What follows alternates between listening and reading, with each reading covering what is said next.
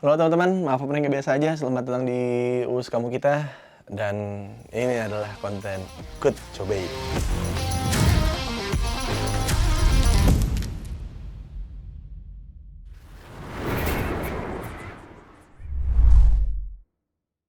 Oke, jadi teman-teman di Tori Kaizoku itu banyak banget aktivitas-aktivitas gitu, event-event yang aneh-aneh gitu. Salah satunya host night. Nah, gue pernah jadi host di situ, jadi kayak harus ngobrol sama semua tamu gitu. Terus kayak ada durasinya, kalau mau ngobrol lebih itu harus bayar minuman nambah lagi gitu, kayak gitulah pokoknya. Dan kemarin termasuk tolol sih, dan amazing aja, ternyata yang suka sama Beyblade itu sebanyak itu, men. Maksudnya kemarin kita kerja sama Pak Budi ya, paguyuban Beyblade usia tidak dini. Jadi gue kira tuh cuma koko-koko bapak-bapak yang doyan sama Tamiya gitu yang punya komunitas segitu gedenya. Ternyata Beyblade pun banyak, dan semuanya datang bukan main-main, bukan dengan kayak datang dengan pakai tas yang ya udahlah ya, Beyblade-nya udah langsung jadi gitu. Enggak gitu, mereka bawa koper isinya banyak Beyblade, banyak part-partnya. Dan akhirnya ada Paus Cup ya kemarin, paguyuban Beyblade usia tidak dini bersama Bapak Uus ya. Jadi Paus Cup, dibikinnya Paus Cup di Tori Kaizoku. Buat teman-teman yang pengen ikut cobain Beyblade, bisa langsung follow aja Instagramnya pabudi_Beyblade. Di situ udah banyak anggotanya. Jadi kalau misalnya pengen nyari tempat main, nyari tempat gym Beyblade.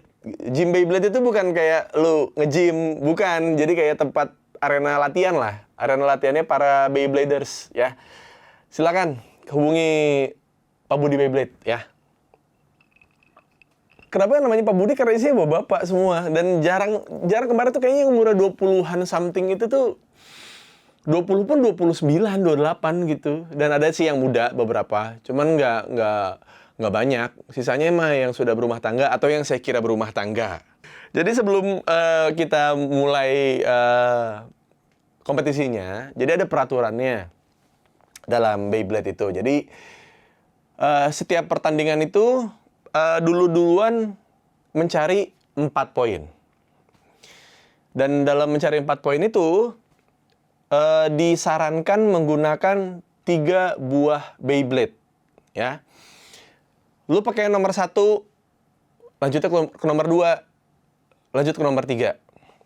Tapi setelah dari nomor 3, lu bisa acak nih ke 2 yang ini nih, boleh bebas. Jadi buat teman-teman yang ingin ikutan kompetisi Beyblade dan segala macam, paling enggak lu punya 3 Beyblade yang bisa dipergunakan dengan masing-masing tipe. Nah, untuk tipenya itu sebelum kita masuk tipenya, dari komposisi Beyblade-nya dulu deh ya. Komposisi Beyblade, jangan lupa komposisi alkohol dari black tea yang harus kalian minum karena kepalanya hitam sekarang ya.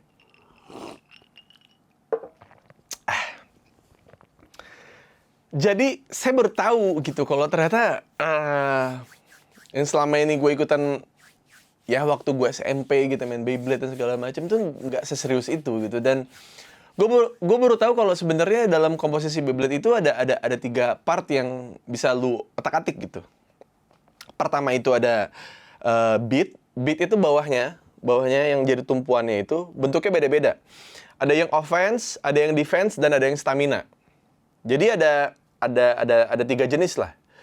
Atau ada yang satu lagi tuh kayaknya ada yang bentuknya agak begitu. Nggak ngerti lah. Pokoknya tapi yang kemarin gue dikasih tahu sih ada 3. Cuma ada attack, defense, dan stamina. Attack itu yang gepeng, bawahnya rata. Defense itu yang agak bulat dia. Jadi dia mainnya main aman lah. Jadi main defense aja. Jadi diserang-serangin dia si putarannya tidak berkurang. Terus sama stamina. Stamina itu jadi kayak putarannya mau dibentrokin segimanapun dia jauh lebih bertahan lah dibanding 2 lainnya. Jadi namanya stamina. Oke, dan kedua adalah ratchet. Ratchet itu kayak bagian tengahnya dari Beyblade. Jadi ada 3 part dari Beyblade. 1 yang di bawah, 2 yang tengah itu. Yang biasanya ada besi-besinya gitu. Ya. Untuk jadi penyeimbang ataupun jadi apa namanya? Perantara lah antara yang atas dan yang bawah. Itu juga punya pengaruh juga dengan beratnya juga. Namanya ratchet.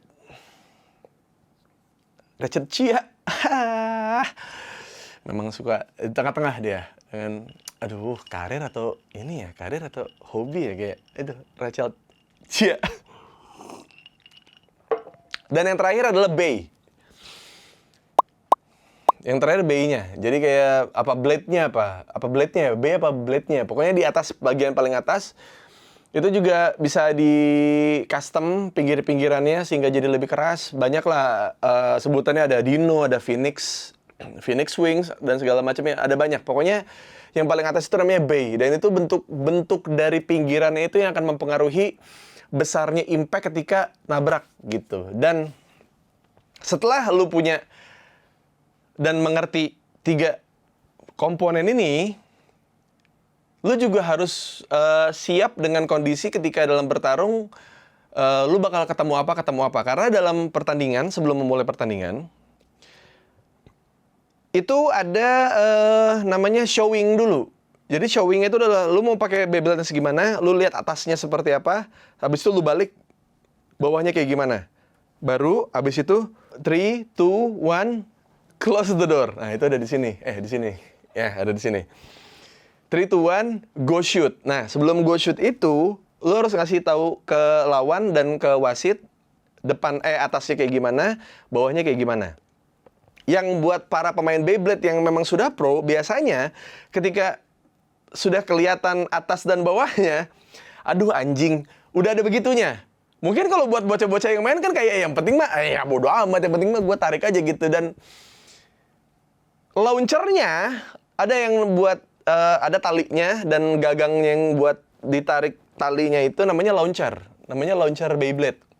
Itu bentuknya macam-macam, dan gue juga baru tahu di hari itu ketika lagi kompetisi Paus Cup. Kata Koko Hiu sebagai influencer Beyblade, namanya Koko Hiu. Benar-benar namanya Koko Hiu. Koko Hiu, respect Koko Hiu. Ini Koko Hiu ini banyak pengikutnya nih, Koko Hiu nih. Dia bilang sama gue, posisi dalam menentukan jatuhnya Beyblade pun itu akan mempengaruhi pertarungan. Oke?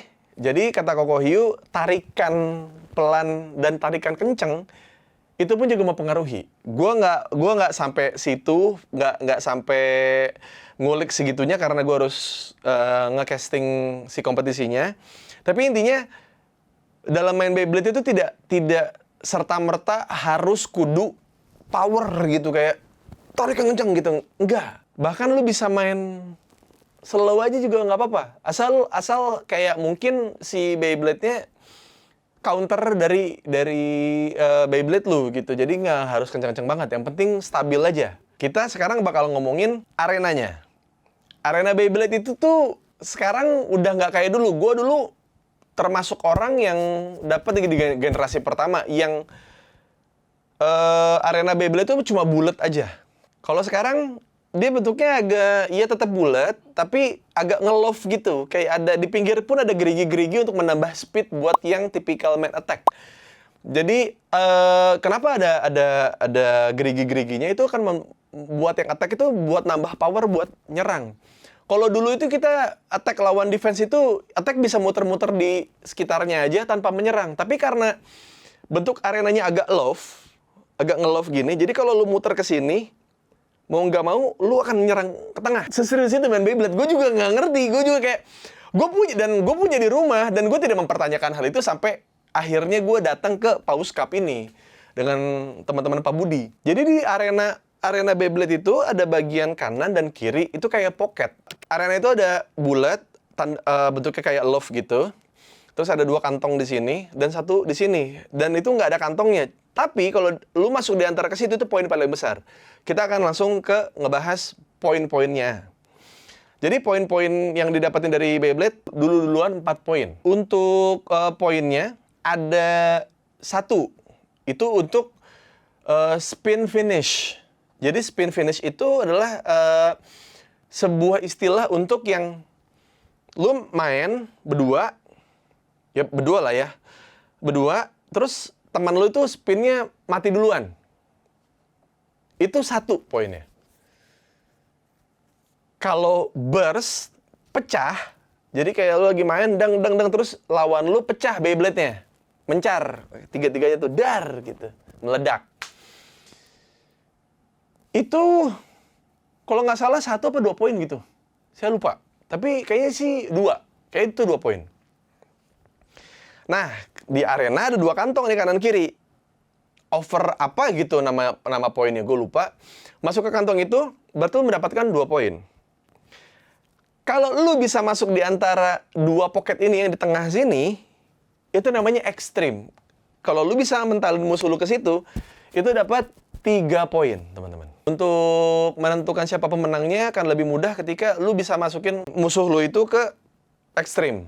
Ekstrim itu berarti 3 poin. Dan jumlah 3 poin itu tinggal lu spin finish, atau lu burst, atau lu masukin kantong, dan selesai. Makanya mereka persiapannya sama kayak Tamiya. Sama kayak mau tanding Tamiya. Mereka punya kopernya mereka masing-masing yang bawahnya beatnya bisa diganti, ratchetnya bisa diganti, blade-nya pun juga bisa diganti gitu. Jadi kayak lu bakal lihat sendiri deh dari tampilan dan tayangan yang ada di Pause Cup ini. Kita bakalan ada lomba Beyblade hari ini di Tori Kaizoku bersama dengan paguyuban bapak-bapak ya.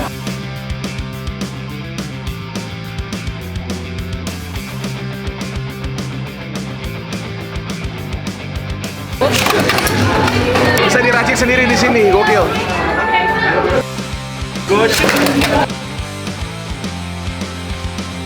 Biasanya di posisiin begini, nariknya begini. Oh, Atau bisa juga nariknya begini.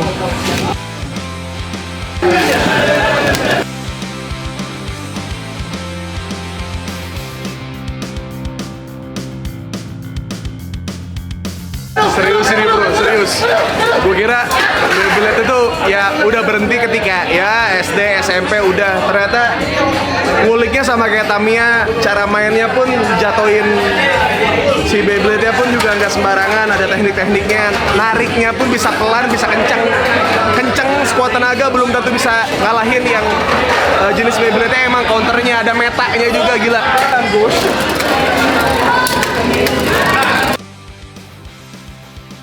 Total sementara 41, tapi kayaknya kita akan mau nambah lagi jadi 44.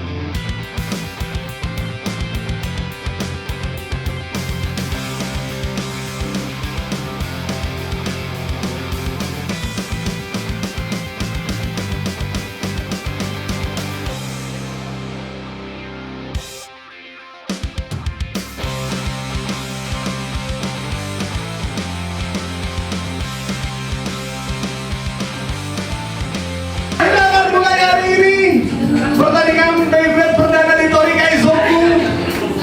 Mungkin baru pertama yang digunakan untuk kompetisi Beyblade ini. 3, 2, 1, go!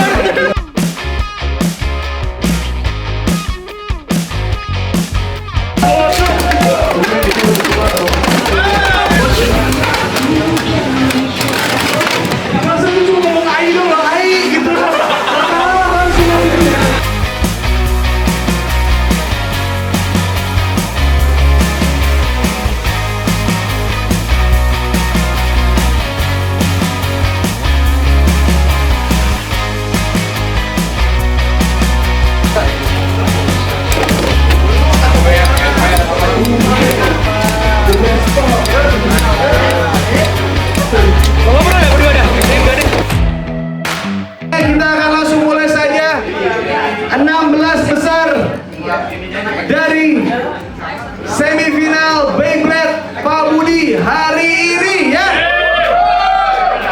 Oke, sudah landing. Wave pertama, kontak. 1,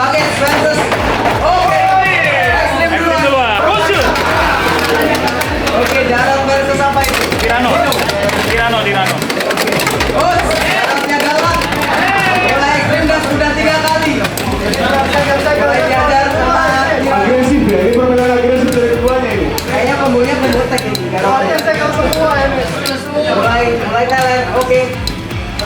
Win.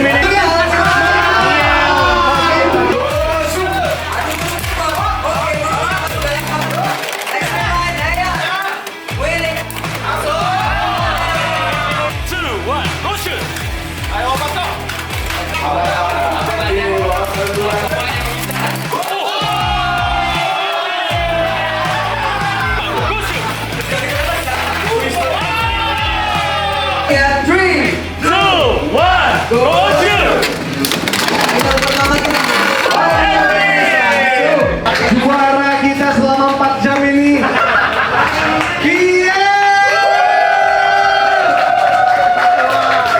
Ada yang ingin disampaikan buat teman-teman? Apa untuk orang tua di rumah atau?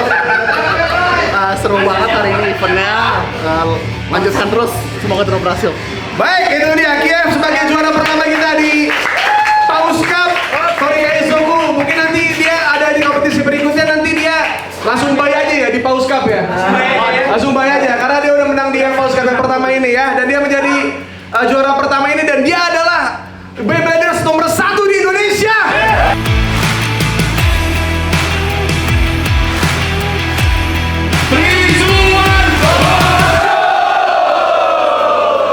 Kemarin Paus Cup itu ada 44 peserta, gila banget. Maksud gue dengan Tori Kaizoku yang menurut gue nggak begitu besar ya, itu bisa sepenuh itu tanpa ada acara karaoke night Laruku atau karaoke nightnya anime night gitu, kayak opening anime night atau apapun, nggak ada, cuma main Beyblade terus rame itu. Plus ada penontonnya, yang pengen nonton Beyblade pun ada. Jadi kayak penuh banget gitu loh Tori Kaizoku. Sebagai owner saya bangga. Gua nge-cast acara itu sekitar 4 jam, dari jam setengah 8 sampai jam 12 malam, gila. Dari 4 arena, masing-masing 4 arena, itu ada sekitar 11 orang. Yang dicari cuma 4 teratas yang akhirnya masuk ke semifinal. Dan semifinal pun ada 16. 4 kali 4 kan 16 kan, 16. Dan itu ditentukan juga upper bracket dan lower bracket. Jadi yang kalah kayak MPL lah. Jadi ada upper bracket, ada lower bracketnya. Jadi ada dua-duanya nih, ini ada kesempatan buat menang gitu. Dan akhirnya yang menang itu kemarin si Kiev ya. Kiev yang menang. Dan kompetisi itu serius banget.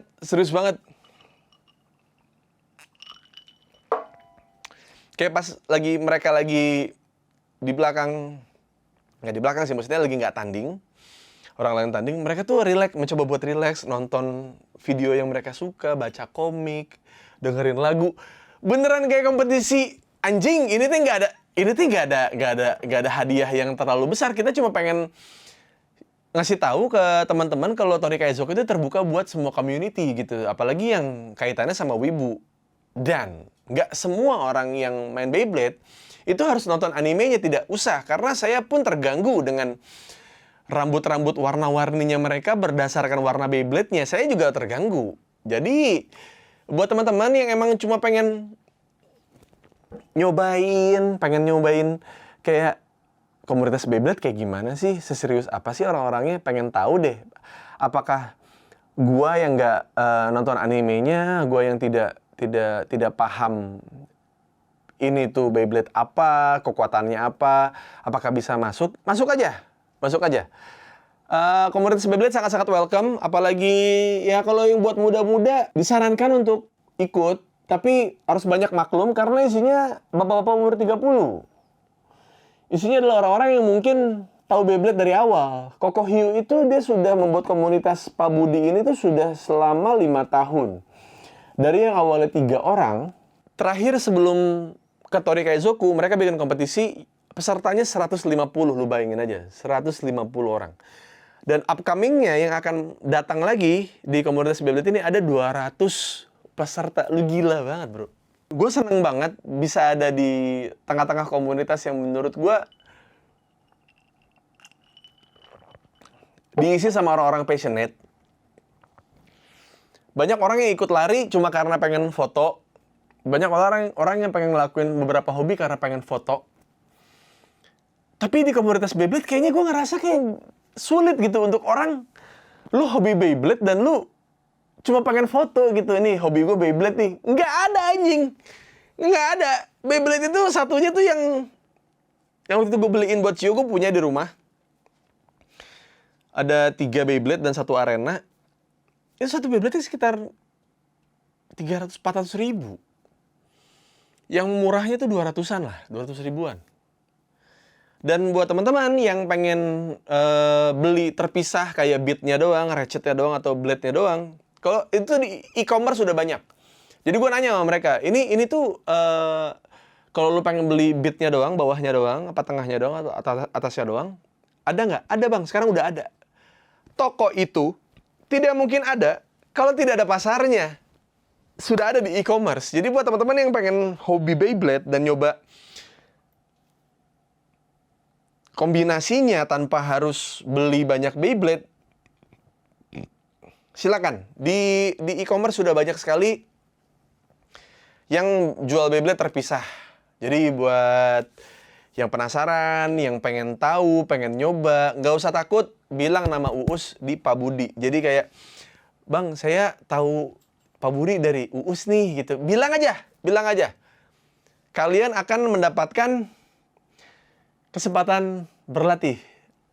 Nggak ada bonus-bonusnya. Kalian datang aja. Karena menurut gue tidak semua hobi itu harus yang berbahaya, harus yang gimana-gimana. Enggak. Untuk beberapa orang yang pengen berbahaya dan beresiko, silahkan. Tapi buat teman-teman yang cuma pengen nyoba, komunitas Beyblade itu seculun apa gitu. Itu pasti ada di mindset kita semua, tapi ternyata tidak. Isinya orang-orang yang melek berita, melek current issue, melek dengan politik, itu karena isinya orang-orang 30 tahun ke atas, men. Jadi kayak silakan. Buat teman-teman yang pengen ikutan komunitas Beyblade, dan gue juga ngerasa bangga dan sangat-sangat tersanjung sekali untuk bisa berada di tengah-tengah komunitas Beyblade ini. Jadi teman-teman silakan follow aja Pak Budi _Beyblade sekali lagi, dan di sana lu akan menemukan mungkin kecintaan baru lu terhadap sebuah permainan yang menurut gua itu sangat kompetitif. Kita ketika dewasa selalu dipaksa untuk masuk kompetisi yang tidak kita inginkan. Contohnya ya, misalkan karir gitu. Pas lagi reuni, lu gila lu sekarang udah begini-begini, gue masih begini-begini aja. Tunggu dulu, gue gak pernah pengen berlomba-lomba karir sama lu tuh temen gue. Kenapa tiba-tiba jadi patokan adalah karir? Nggak gitu. Kita sudah terbiasa kan mendapatkan label peserta, padahal kita tidak ingin ikut lombanya. Tapi kalau di Beyblade, Anda mungkin masuk atas nama peserta. Tapi mungkin ini salah satu hal yang lu butuhkan dalam hidup lu. Gue gak pernah tahu kebutuhan orang apa aja. Cuman ini mungkin salah satu tempat untuk lu bisa mengeluarkan jati diri lu, keinginan lu, kesukaan lu lewat Beyblade. Go for it. Jadi buat teman-teman yang mau ikut cobain Beyblade, cheers.